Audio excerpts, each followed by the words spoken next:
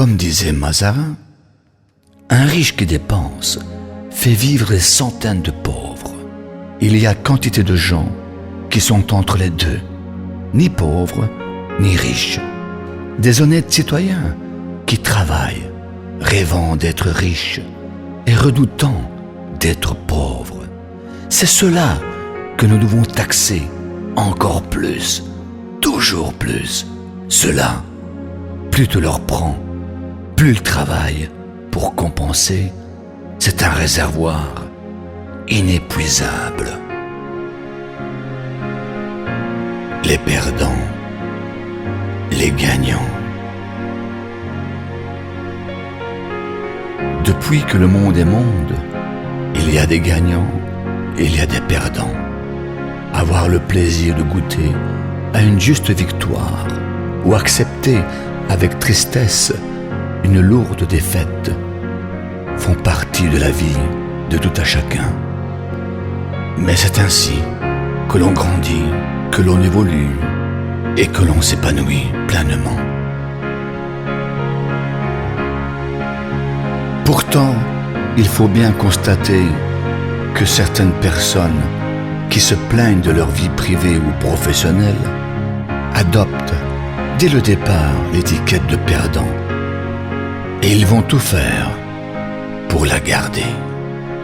Depuis que le monde est monde, il y a toujours eu des gagnants et des perdants.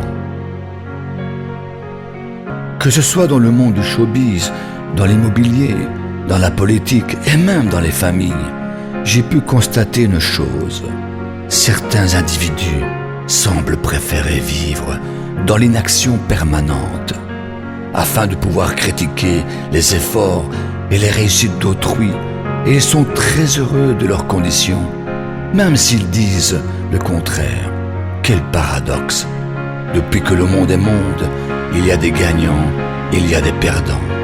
Si on est capable d'émettre une critique, il faut aussi savoir l'accepter en retour.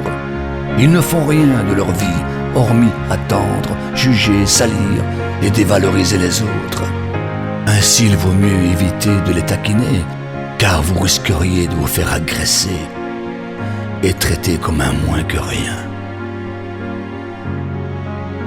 Oui, j'ai voulu aider certaines personnes en leur fournissant le matériel et les outils nécessaires pour réaliser leurs projets et se bâtir une existence confortable.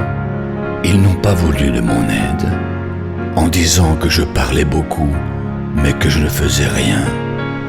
Quel culot! J'ai vraiment l'impression qu'ils attendent que l'on fasse tout à leur place, sans être sûr qu'ils seront satisfaits. Certains ont décidé d'être des perdants, alors qu'ils l'assument et arrêtent de briser la motivation, l'énergie ainsi que l'engagement de ceux qui se battent pour réaliser leurs projets. La raison se perd dès lors qu'elle a cédé sa place à la bêtise. Ce n'est pas en restant les bras croisés, camarades, qu'une existence épanouie se construit, mais en pensant, en parlant et surtout en agissant pour les autres comme pour soi. Depuis que le monde est monde, il y a des gagnants et il y a des perdants, des méritants et des faits néants. Et oui, le néant.